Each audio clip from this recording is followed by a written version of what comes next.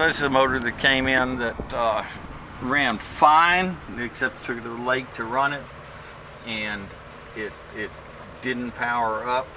So we're not able to tell that here unless we run a dyno test and put it under load or take it to the lake. So he took it to the lake and it didn't run good. So what we're going to do here, this is a fuel pump. So we're running on our tank, so we know it's not a gas problem because he has a history of having water in his gas. So we've got our tank and his fuel pump, and we're going to run on the dyno under load. And what's going to happen, he's going to be using a higher quantity of gas than this fuel pump will supply, and then so it'll start bogging out. And then when it bogs out, if you squeeze the ball,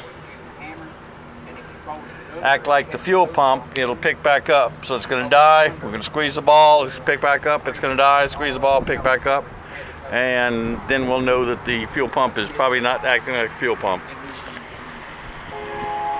Okay?